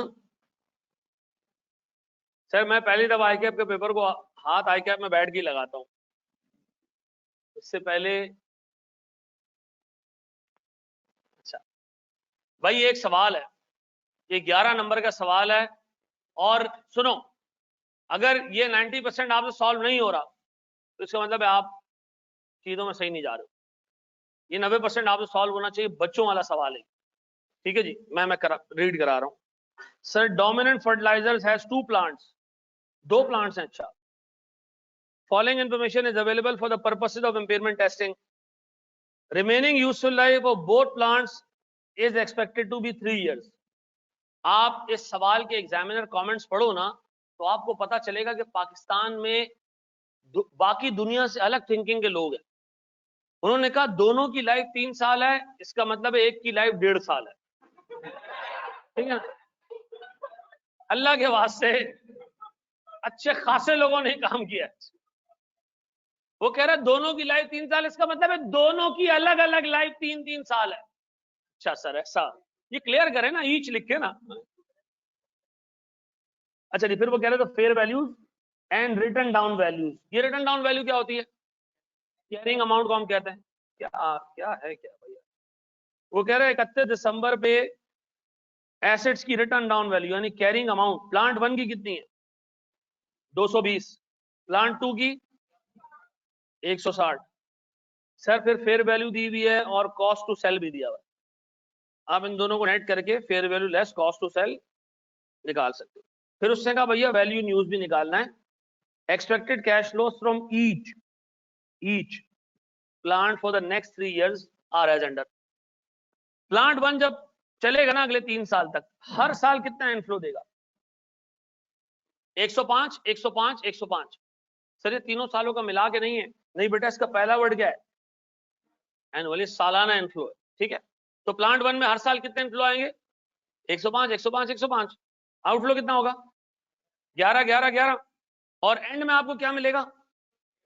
सेल प्रोसीड्स और डिस्पोजल कॉस्ट नेट कर दूं तो 6 रुपए मिलेंगे एंड में। दूसरा प्लांट वो 55 रुपए देगा 5 रुपए के खर्चे के बाद, और एंड में उसको बेच के कितने मिलेंगे? 2 रुपए। वो कह रहे हैं इतना सीधा सा सवाल है और नशइयों 10% का रेट है। सर फिर ये 0.9 उसने का जो बंदा कैलकुलेटर भूल के आ गया है उसको डिस्काउंट फैक्टर्स भी हम दे दें, आप इसको इग्नोर करना क्योंकि आपको कैलकुलेटर यूज करना आता है। अब बताओ ये इतना आसान सीधा नन्ना मुन्ना मासूम सा सवाल आप मैनेज कर लोगे? करो जरा करके दिखाओ, शाबाश। जी मेरे बच्चे, सवाल नजर नहीं आ रहा? WDV बेटा कैरिंग अमाउंट का दूसरा नाम है। आप सही है मेरे बच्चे?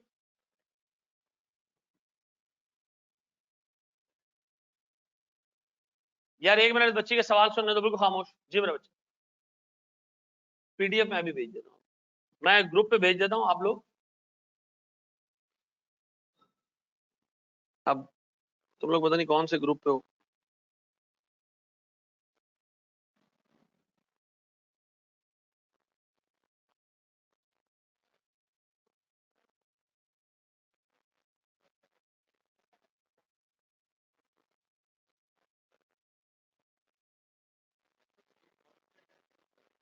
ये है कोई 2014-15 की अटेम्प्ट है।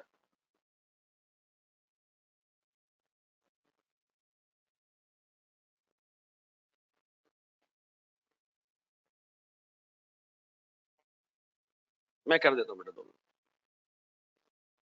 भाई मैंने ये ग्रुप पे भी डाल दिया हैंड आउट, तुम लोगों को मिल जाए तो मुझे इन्फॉर्म कर दें। ऊपर बेटा कुछ भी नहीं है, ऐसे बात करो, ऐसे नीचे रिक्वायरमेंट है कि बस इंपेयरमेंट निकाल लो। अच्छा तुम्हें वहां से भी वैसे नजर नहीं आता, ये ऊपर वाली लाइनें तो बेकार है ना, बस ऐसे, ठीक है। हाँ भाई ग्रुप फुल है, थर्ड ग्रुप में भी सेंड कर दिया मैंने बेटा, सब ग्रुपों में सेंड कर दिया, 1, 2 और 3 तीनों में सेंड कर दिया। आ गया भाई सबके पास? आ गया बेटा? मुन्ना क्या नाम है तुम्हारा? आ गया? बच्ची से पूछो, आ गया? मिल गया बेटा? तो चलो जी जी, कैसे हो मेरे बच्चों? जी मेरे बच्चों हो गया जी प्यारे भाई, डन कर लिया। अच्छा जी, मैं कराऊं उसको? सर यहां देख लें, मुझे एक बात बताएं सर, ये मशीन वन का कैरिंग अमाउंट 220 और सर इसकी fair value less cost to sell 203 और वैल्यू इन यूज अभी हमने कैलकुलेट करनी है। अच्छा मशीन बी, इसका कैरिंग अमाउंट 160, अच्छा इसकी fair value less cost to sell 140, अच्छा इसकी वैल्यू न्यूज अभी तक हमने नहीं निकाली, ऐसे ही है। जो बंदा पेपर देख के पैनिक हो जाए उसके लिए कोई दुआ बता दें।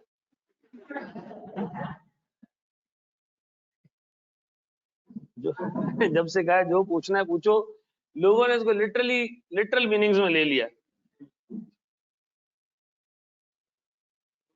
भाई मेरे साथ जब भी पेपर में ऐसा सीन होता था ना कि दिमाग बंद, कुछ समझ नहीं आ रहा, तो मैं दुरूद शरीफ पढ़ता था।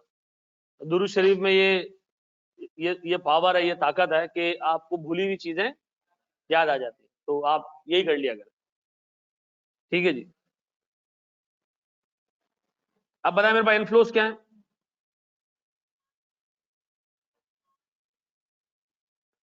अच्छा फिर मेरे पास सर आउटफ्लोज 11, 11 और अच्छा फिर मेरे पास एंड में रेजिडुअल वैल्यू 6, कैसे? 8 रुपए का बेचेंगे 2 रुपए का खर्चा करने के बाद, ऐसा? अच्छा जी, सर हमारे पास जो कैश फ्लोज आ रहे हैं,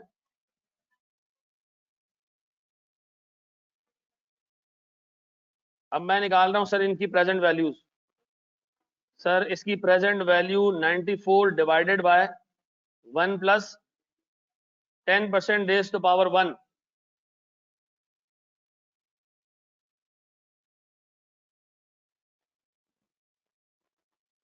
ये कितना है मेरे बच्चों? 80,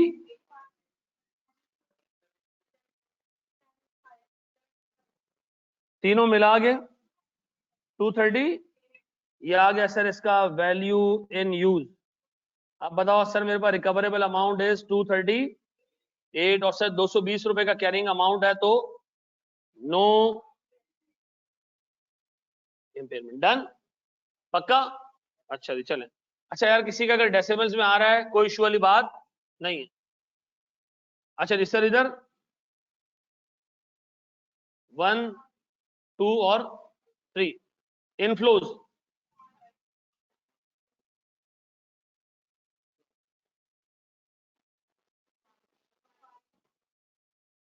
सर ये इनफ्लो क्या होता है?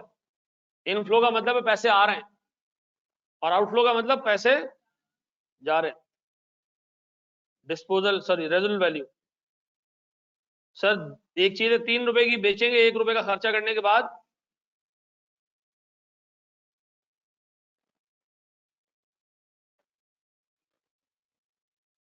अब बताएं सर इन सब की present values divided by 1 plus 10% raise to power 1 divided by 1 plus 10% raise to power 2 और divided by 1 plus 10% raise to power 3, कितना? 31, 125, चलो ये लो फर्क कोई नहीं पड़ना, फर्क कोई नहीं पड़ना, वेल रिकवरेबल अमाउंट ऊपर वाला आ रहा है।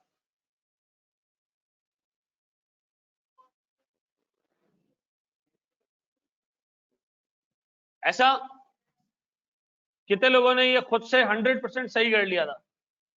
हाँ, तो इसमें कोई ऐसी बड़ी बात भी नहीं है। हाँ, सही, रीजनेबल। चलो जी, बढ़े हम आगे। कितने पॉइंट्स हमने पढ़ ली जी मेरा बच्चा?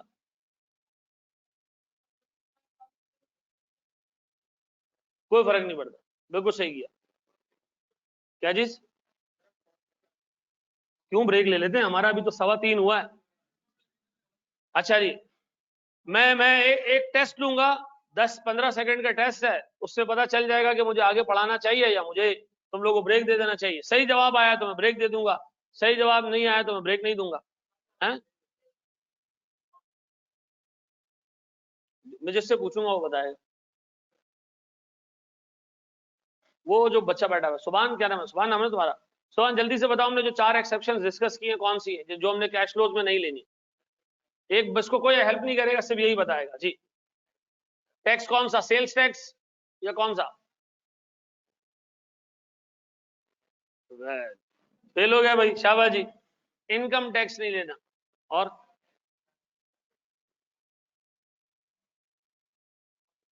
हाँ, यार 1 मिनट ना, बात सुनने तो दो यार। ये तो बराबर से हेल्प हो रही है कि कबूल है बोलना है? जी, मैंने देखो, मैं बार बार बोलता जा रहा था कि एक जगह पे इनकम पे टैक्स लग रहा है, दूसरी जगह पे भी इनकम पे टैक्स लग रहा है। नहीं, सेल्स टैक्स, सेल्स टैक्स तो कॉस्ट का पार्ट है ना, जो चीज खरीद बेच रहे हो उसमें सेल्स टैक्स शामिल है।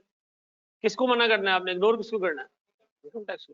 अच्छा सुनो, देखो तुम लोग हो अभी कैफ वन में, कैफ वन में इतना डिटेल में एग्जामिनर शायद ना जाए, लेकिन शायद पे मैं रिस्क नहीं लूंगा, ठीक है ना? मैं कराऊंगा ऐसे जैसे कि तुम लोगों ने जो तुम्हारे कोर्स की चीजें सारी कवर करके जाओ, ठीक है जी? फेयर वैल्यू इस साल की लिखी है, ऑब्वियसली इस साल की लिखी है। अच्छा जी, सेल्स और इनकम टैक्स दोनों को इग्नोर करना है। सेल्स टैक्स को नहीं, मैंने बात ही नहीं की सेल्स टैक्स पे, इनकम टैक्स को इग्नोर करना है। अच्छा सुनो सुनो, एक आखिरी चीज हम छोटी सी पढ़ते हैं, फिर हम छुट्टी करते हैं, ठीक है? कोई चीज सिखा नहीं रहा, ऐसी एक चीज पूछ रहा हूँ। एक बात बताओ, मैंने एक मशीन खरीदी ईयर 2001 में, और अगर कोई नहीं सुन रहा होगा ना, सवाल उसी से पूछूंगा। 2001 में मैंने एक मशीन खरीदी, इसकी लाइफ 5 साल है, बताओ ये कब खत्म हो जाएगी? वेरी गुड, 5 साल की मशीन है, 5 साल में खत्म हो जाएगी। मनुष्य के साल में खत्म होगी। 2002, 2003, 4, ऐसा ऐसा और ना, 6 नहीं भाई, 6। 2001 के स्टार्ट में ली, पूरा 2001 गुजारा, पूरा 2002 गुजारा, 3 गुजारा, 4 गुजारा, और 5 गुजारने के बाद खत्म। अज्यूम करो इस मशीन को 1 साल हो चुका है, कितने साल इसकी रिमेनिंग लाइफ है? 4 साल रिमेनिंग लाइफ, ठीक है जी? ये है मिसाल के तौर पर, मैं दोराजी पे ना, इधर क्या कहते हैं उसको, ये गोलागंडा में बेचता हूँ, ठीक है जी? क्या कहते हैं उसको?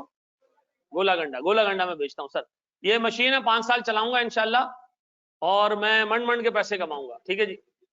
पैसे कहा है मैंने, पैसे, ठीक है जी? आप सुनो जरा दोस्त, 2001 में ये सारे आरामखोर वो हंस रहे जिनको वो वीडियो याद आ गई है, हैं? यहाँ देख लो। नहीं नहीं, मैं यकीन करो, तुम लोगों को जब क्लास में आता हूँ मैं आके पहले कहता हूँ कि मेरा नाम अहमद रजा है।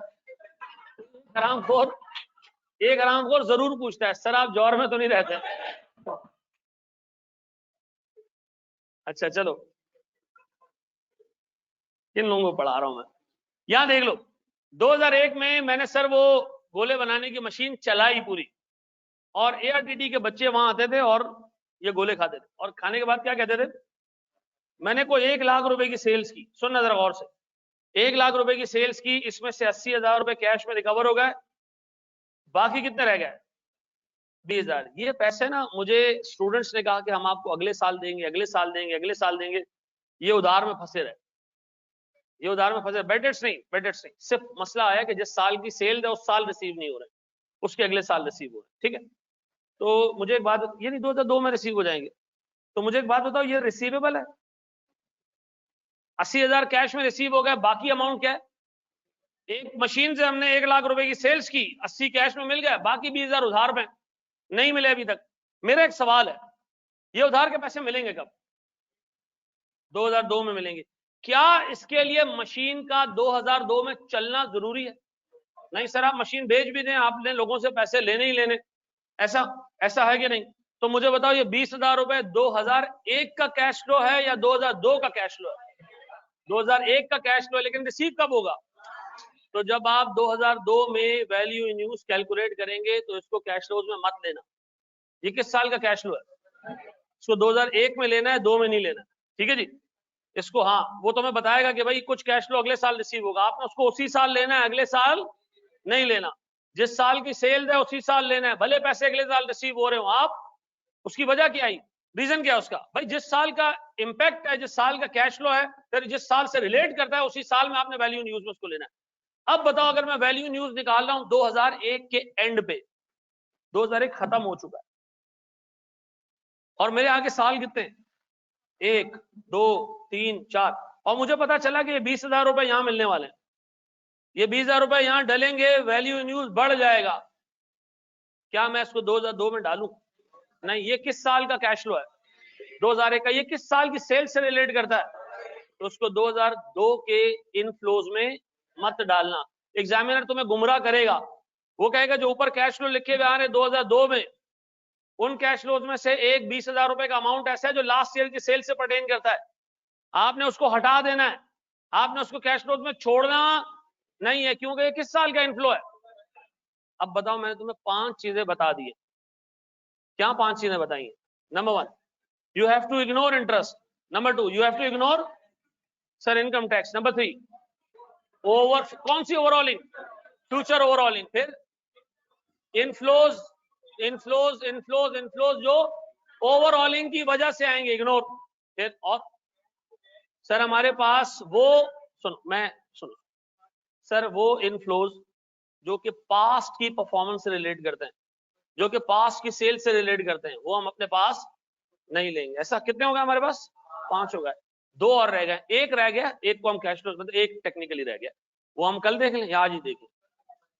मुझे पता था, कल देख लेते। यार 1 मिनट इस बच्चे का सवाल सुनने दो, बिल्कुल खामोश। यार मैं अगर इस बच्चे का सवाल सुन लूं ना, आप लोगों की बड़ी मेहरबानी हो जाएगी। जरा सा चुप।